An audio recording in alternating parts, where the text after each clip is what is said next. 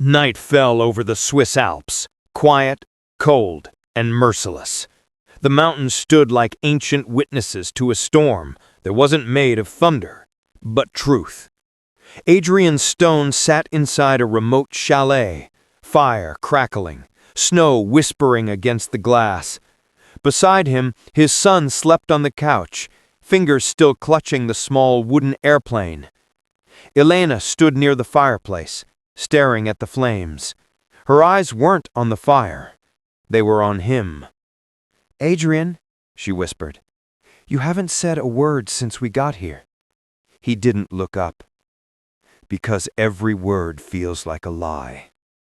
A long silence, the kind that swallows the room whole. Finally, she said, "He's just a boy. He doesn't know any of this." Adrian's gaze shifted toward his son, soft, yet fractured.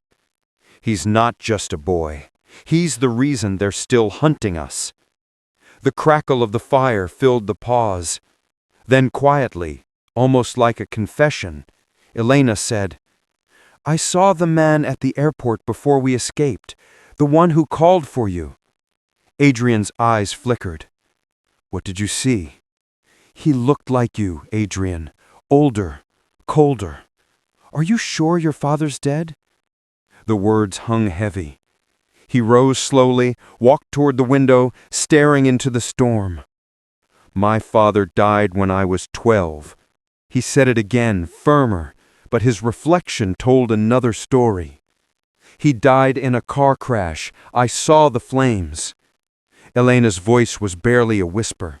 "And yet, the man who's chasing you now knows every code, every secret, every syndicate link tied to your name. He knows things only your father would know." Adrian turned sharply. "Don't!"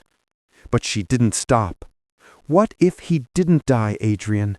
What if he's the one behind all of this?" The fire popped loudly, as if reacting to the truth. He stared at her, the shadows of doubt crossing his face. Then a sudden sound outside, wheels on gravel. Adrian's instincts flared. He reached for his gun, motioned for Elena to stay behind. Through the frost-covered window, headlights glowed in the dark. A single car, black, no license plate. It stopped, engine cut off, then silence. Adrian opened the door, gun raised. The cold slapped him instantly. "Who's there?" A figure stepped into the dim porch light, wearing a gray coat, eyes hidden behind tinted glasses. He spoke calmly, his voice disturbingly familiar. "I told you once, Adrian, a man cannot run from his own shadow." Adrian froze, his heart stuttered. The man removed his glasses. Gray hair, sharp features, the same eyes. His voice dropped to a whisper. "Hello, son." Elena gasped behind him. Adrian's grip loosened on the gun, disbelief clouding every inch of him. "This isn't possible." His father smiled faintly. "You said that when you were 12. The world tilted. The fire crackled loudly. Even the wind outside seemed to still. Adrian's voice trembled. "You died. I saw the car explode." His father nodded slowly. "You saw what I wanted you to see. The Syndicate needed a ghost, so I became one." Adrian's rage cracked through the shock. "You abandoned me." "No," his father said softly. "I prepared you. Every lie I told, every wall I built, it was to protect the legacy. You were meant to finish what I started." Adrian stepped forward, gun still in hand. "You used me. You built the Syndicate out of blood and lies, and now they're using my son." His father didn't flinch. "Because he's the future, Adrian. He carries what neither of us could control." "What does that mean?" "His mind," the older man said, almost reverently. He's not ordinary. The algorithms, the patterns, the way he understands data, it's in his DNA. He's evolution. The Syndicate doesn't just want him. They need him. Adrian shook his head, furious. No, you're not taking him. His father's voice dropped, soft, deadly. You can't protect him from what he is. Lightning split the sky, bright and white. Suddenly, a shot shattered the window. Adrian's father dove behind the car. Adrian grabbed Elena and the boy, pulling them to cover. Gunfire tore through the chalet. Rosa's voice crackled through the earpiece again. We've been compromised. The Syndicate's traced your location. Get out. Adrian cursed under his breath. They found us already?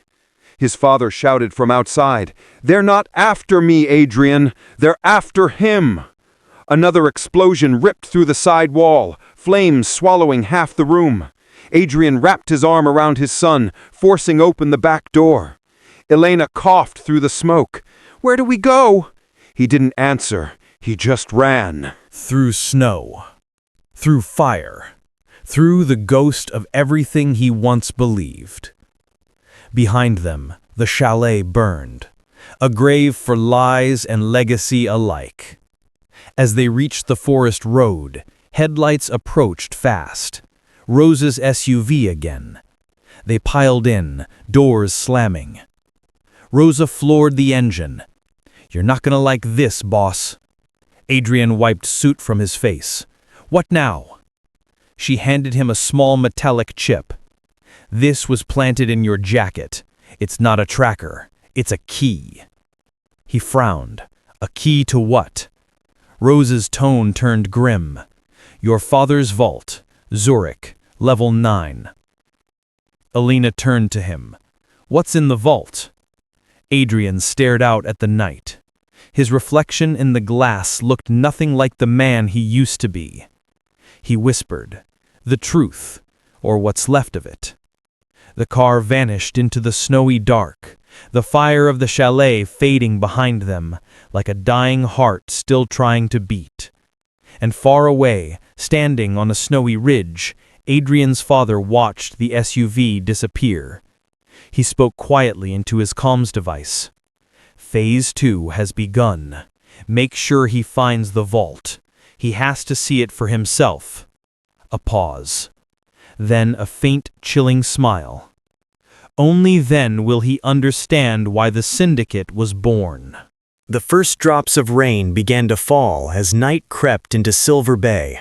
The city lights shimmered across the wet pavement like scattered jewels, but inside Bacane Mansion, the Graves estate, silence echoed louder than thunder. Ethan Graves stood by the window, his reflection blending with the lightning that flashed outside. His jaw was clenched, his shirt sleeves rolled up, and the glass of whiskey in his hand had long lost its chill. The storm outside couldn't compare to the one raging inside him. On the mahogany table behind him lay a single photograph, the same one he couldn't bring himself to throw away. Amelia's smile in that picture could melt stone.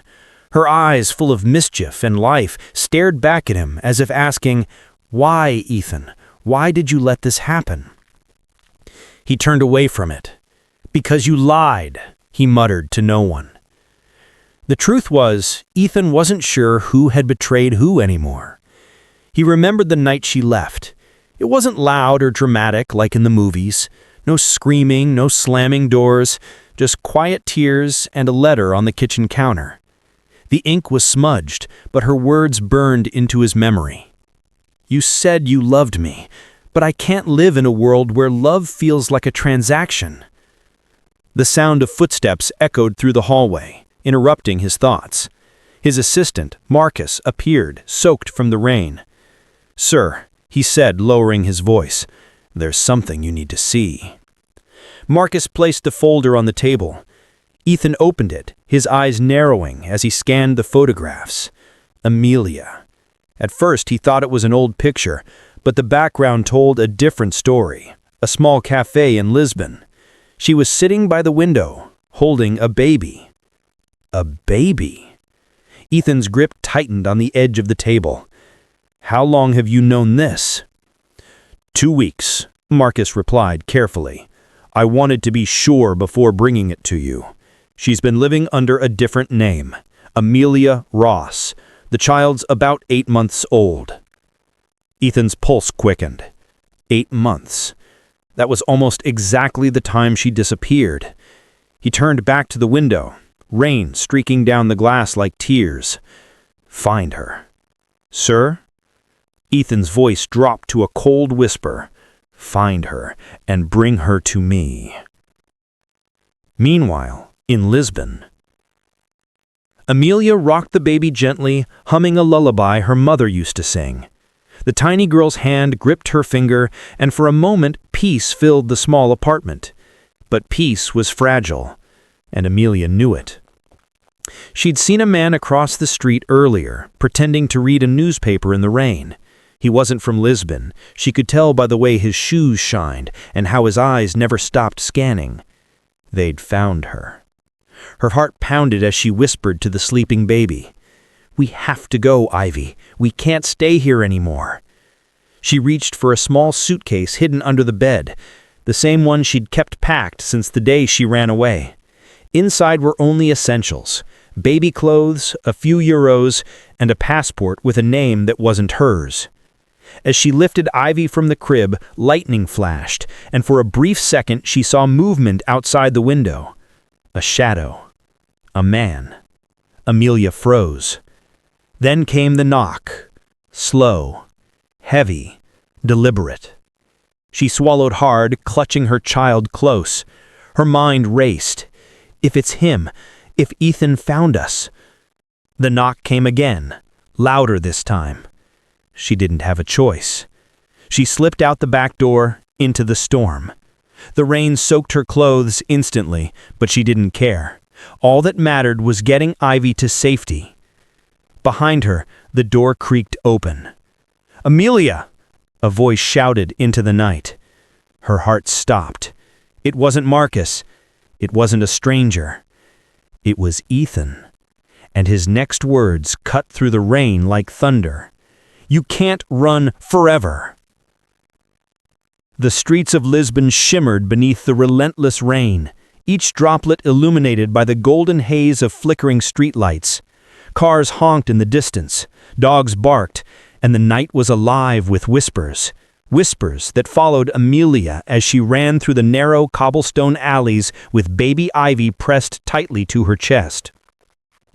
Her breath came out in sharp bursts. Every step splashed through puddles, her shoes soaked and heavy, but she didn't stop. She couldn't stop. Not when she'd heard that voice again. His voice. Ethan Graves. The man she had once loved with her whole heart, and the same man she now feared more than anyone else. "Keep running," she whispered to herself between gasps. "Don't look back. Don't look back." But she did. And what she saw nearly sent her to her knees. Ethan wasn't alone. Marcus was with him, and 2 other men, dressed in black, clearly not just assistants. They were trained, hired. He brought a team. Her heart pounded harder as she ducked into a narrow passageway between 2 aging buildings. She pressed her back against the cold wall and tried to quiet her breathing. Ivy stirred, whimpering softly, and Amelia gently rocked her. "Shh, my love. Mommy's here. We'll be safe soon, I promise." But peace was fragile things. She could hear footsteps now, slow, deliberate, echoing through the rain. Ethan's voice drifted down the alley, calm, controlled, dangerous. "You've always been stubborn, Amelia. You should have known better to run from me." She felt her stomach twist. From me. The way he said it wasn't love. It was ownership. A reminder of the control he once had, and the control he wanted back. Ethan's voice grew closer. "You think you can hide in a foreign country with my child?" Her eyes whitened. My child? He knew. Somehow he already knew. Tears mixed with rain as she backed further into the shadows. "She's not your property. Amelia whispered under her breath. "You lost that right the day you—" Her voice broke. She couldn't even say it aloud. Lightning flashed again, and for a moment she saw his silhouette. Tall, broad, familiar. The man she once thought was her forever. But she wasn't that woman anymore. She turned sharply and bolted down another path, weaving through markets and darkened side streets. Somewhere behind her, she could hear Marcus shouting directions. Ethan wasn't far. When she reached the edge of the old harbor, she paused. The docks stretched ahead, and beyond them, the sea. Vast, endless, terrifying, but free. Her only chance. She spotted a fishing boat rocking gently near the pier. A man stood by it, smoking a cigarette under a tattered umbrella. "Please," Amelia called out, her voice breaking. "I need help. I'll pay anything. Just take me out of here." The man squinted through the rain. "You've got a baby? In this weather?" "I don't have time to explain," she cried. "Please, I'm begging you." Something in her eyes, desperation mixed with fear, made him drop the cigarette. He nodded, motioning her aboard. As he started the engine, Amelia clutched Ivy tightly and glanced back at the city. For a brief second, she saw Ethan standing on the dock. Rain poured down his face, but he didn't move. He just stared, eyes dark, unreadable. Their gazes locked, and in that fleeting moment, she saw pain behind his fury, a flash of the man she once loved. But then his hand clenched into a fist, and she knew whatever softness remained in him had died long ago. The boat roared to life, tearing through the waves, carrying her away from the shore and deeper into the darkness. Ethan watched until the lights disappeared into the mist. Marcus stepped closer. "Do we pursue, sir?" Ethan didn't answer right away. He just kept his eyes on the sea, his jaw tight. "She's running with my daughter," he finally said, voice low and dangerous. "She can't hide forever. Wherever she goes, I'll find her." He turned to Marcus, his expression cold as the storm around them. "Call the jet. We're heading to Spain. She won't get far." Meanwhile, on the boat, Amelia held Ivy close as the waves rocked them violently. The fisherman handed her a blanket, but she barely noticed. Her mind was racing, her chest tight with fear. She'd escaped Ethan before, but this time, she wasn't alone. This time, she had Ivy. And that changed everything.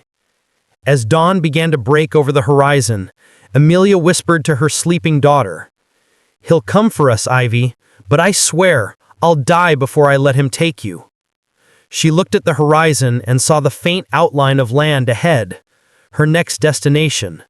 A new country, a new name, a new chance. But fate had other plans, because what Amelia didn't know was that Ethan wasn't the only one looking for her. There was someone else. Someone far more dangerous. Someone who knew the truth about Ivy's birth, a truth that could destroy both Amelia and Ethan forever.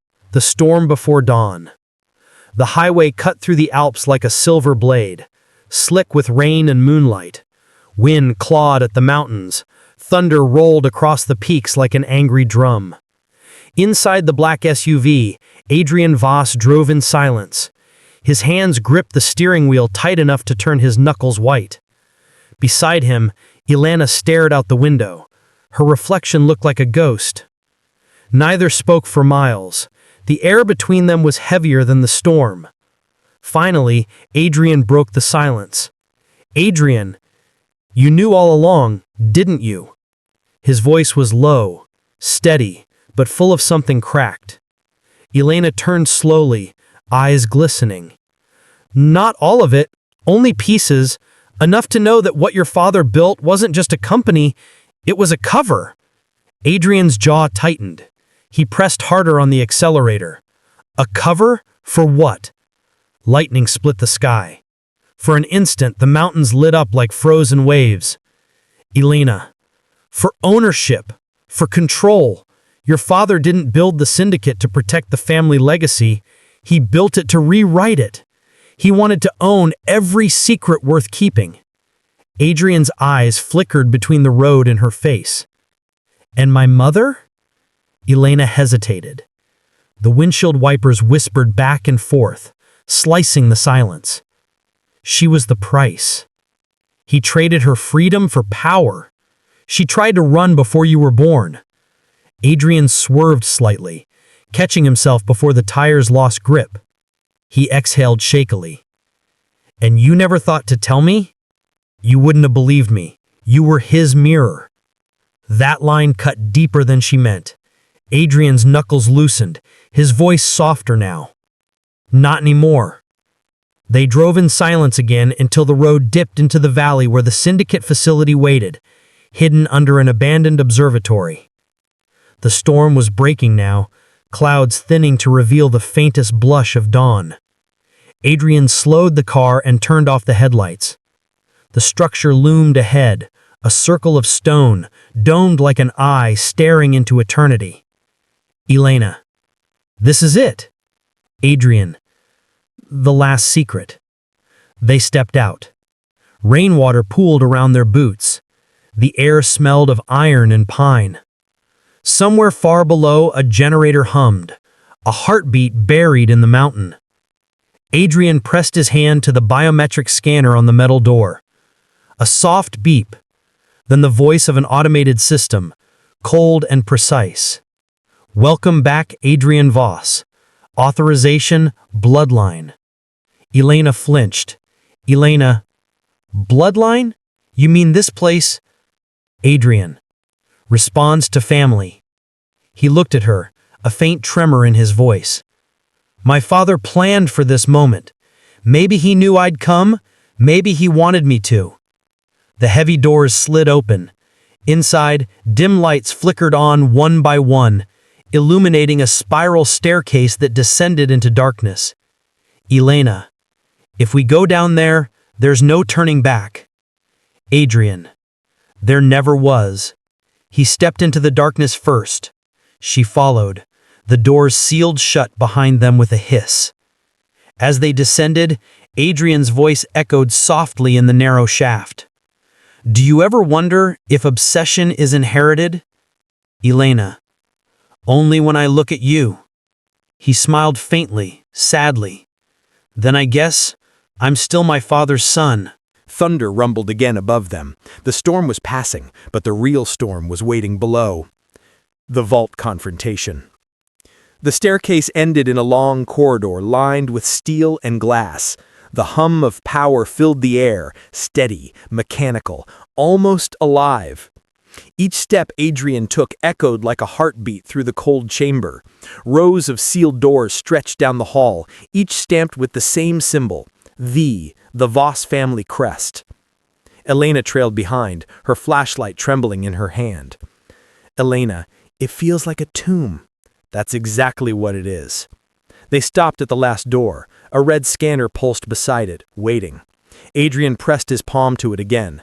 A mechanical voice replied, calm and soulless. Genetic confirmation complete. Access granted. The door slid open with a hiss of compressed air. Inside, darkness, and the faint smell of dust and oil. Lights flickered on automatically. The vault was enormous, walls lined with monitors, shelves of old journals, hard drives stacked like bricks. In the center stood a glass cylinder filled with a swirling blue mist. Inside floated a small black cube, no bigger than a fist. Adrian stared at it, his breath shallow. That's it, the core. What's inside it? Everything my father never wanted the world to see. He stepped closer, his reflection splitting across the glass. Elena, wait! A sharp beep filled the room. The lights dimmed. A projector flickered to life on the far wall. A familiar voice, gravelly and calm, filled the chamber. If you're hearing this, my son, it means I'm already gone. Elena's eyes widened. Is that, Adrian, my father? The projection sharpened. An older man appeared, seated in the same room decades earlier. His eyes, piercing, unflinching, stared directly at the camera. Father, recording. Adrian, everything I did for you. The Syndicate was never about money. It was about preservation. Humanity destroys what it cannot control. I created the core to protect what must never be erased. Adrian stepped closer, voice trembling. Protect what? What did you hide? The image crackled. A name, a legacy, the truth about who you are. Static, then silence. The lights flickered again. A new sound filled the room, a steady, mechanical ticking. Elena looked around, panic rising. Adrian, that's not a recording glitch. That's a countdown.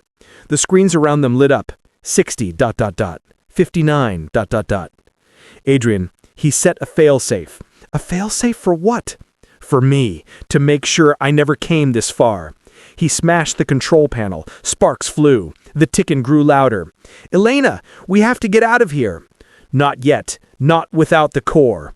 He pressed his hand against the glass chamber. The mist inside pulsed brighter, as if sensing him.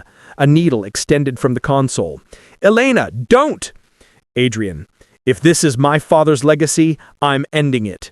He pressed his thumb to the needle. It drew a single drop of blood. The glass cracked, splitting like ice under weight.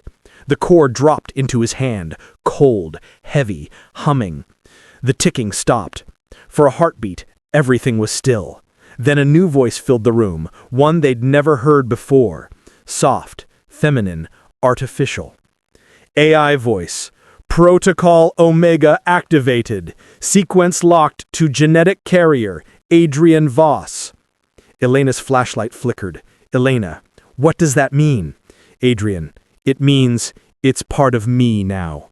The core glowed brighter, the blue light reflecting in his eyes. Elena, we have to destroy it. Adrian, if we destroy it, we destroy the proof of everything he did. The world will never know. Elena, and if you keep it, you become him. Their voices hung between the mechanical hums, trembling with the weight of choice. Adrian stared down at the core. The reflection of his father's face still flickered faintly on its surface. Adrian whispered, "What do I do now?" AI voice, "Choose." The word echoed through the vault like thunder. The room was cold. Too cold for a place buried beneath a billion-dollar mansion. Adrian's breath came out in thin, shaky clouds as the reinforced vault door groaned open. The metallic echo stretched into the silence, long, hollow, and haunting. Behind him, Elena tightened her grip on the flashlight. Her fingers trembled slightly, not from fear, but from the gravity of what they were about to face. For weeks they had chased shadows, codes, coordinates, cryptic letters left behind by Adrian's father, the late Victor Kane, the man everyone called a visionary and a criminal. Now, at the heart of it all, they stood before the hidden archive, the vault. The truth buried in steel. As the heavy door creaked open, a wave of cold air hit them. Inside were rows of old filing cabinets, servers humming faintly, and glass cases holding digital drives labeled with a single emblem, a serpent eating its own tail. The Syndicate's mark. Adrian stepped inside first, scanning the symbols. "These aren't just business records," he whispered. "These are confessions." Elena moved closer, her eyes widening as she read one of the holographic tags. Project Mirror Soul.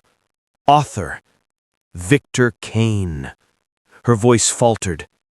"Adrian, this is your father's handwriting." He reached out, sliding a data drive into a nearby terminal. A file appeared on the screen, a single video message, time-stamped 10 years ago. Victor Kane's final message. The screen flickered to life. Victor Kane appeared, older, weary, eyes haunted by regret. His once firm voice now trembled with something Adrian had never seen in his father before. Guilt. "If you're watching this, you found what they tried to bury. The Syndicate was never a business alliance. It was a machine, one I helped build, But I was wrong. We thought we could control information. What we created instead was a weapon, one that destroys truth itself. He paused, breathing heavily. They'll come for you, Adrian. They'll tell you I betrayed them, and maybe I did, but the real betrayal was building a world where lies became more valuable than people. Don't repeat my mistake. End it. Burn it all if you must. The video ended with static, and then a single encrypted file began decrypting itself on the terminal. Elena's voice was soft, almost breaking. He left you the key. Before Adrian could respond, the alarms blared. A crimson light flashed across the vault. They know we're here, Elena hissed. The vault door began sealing itself. Heavy footsteps echoed from the corridor outside, men in black tactical suits, weapons drawn, bearing the Syndicate insignia. Adrian grabbed a flash drive and slipped it into his jacket. We don't have time. Elena slammed her fist against a control panel. There's a back access tunnel through the server racks. Come on! They sprinted into the dark, the air thick with smoke as an explosion rocked the chamber. Fire licked the walls. Sparks rained like dying stars. Behind them, the Syndicate agents stormed in, but Adrian had already triggered the failsafe his father embedded decades ago. The archive began to self-destruct. The escape. They burst into the night through an old elevator shaft, coughing, bruised, but alive. In Adrian's hand, the last surviving drive. Inside it, the truth. Every secret deal, every manipulation, every political puppet the Syndicate controlled. Elena looked at him, her face illuminated by the burning glow from the mansion above. So what now? She asked. Adrian looked down at the drive, his father's voice still echoing in his mind. Burn it all. For a moment, silence hung between them, until he shook his head slowly. No, he said quietly. We don't burn it. We expose it. The revelation. Weeks later, the world changed. An anonymous leak hit every major news network, encrypted under the codename Project Truth. It detailed decades of corruption, assassinations, and hidden influence, all tied to the Syndicate. Governments fell, CEOs vanished, accounts froze. The system that thrived in shadows was forced into the light. Adrian and Elena watched from a quiet cafe in Prague, faces hidden behind the morning paper. Elena smiled faintly. You did it. Adrian stared out the window, the reflection of fire and dawn blending in the glass. No, he murmured. We did it. And maybe now he can rest. The last file. Later that night, as Elena slept, Adrian opened the last remaining file from the drive. It was short, a simple handwritten note scanned into the archive. Son, truth is never safe, but it's always worth the risk. Victor Kane. Adrian smiled faintly, closed the laptop, and stepped out into the quiet streets. The world was awake now, chaotic, raw, uncertain. But for the first time, it was real. And somewhere deep in the ruins of the old vault, the serpent emblem flickered one last time before the darkness swallowed it forever. Some truths are too dangerous to keep, and too powerful to destroy. If you enjoyed this story, like, comment, share, and subscribe to Golden Billionaire Stories, where every tale drips with luxury, power, and passion. Because here always comes with a price.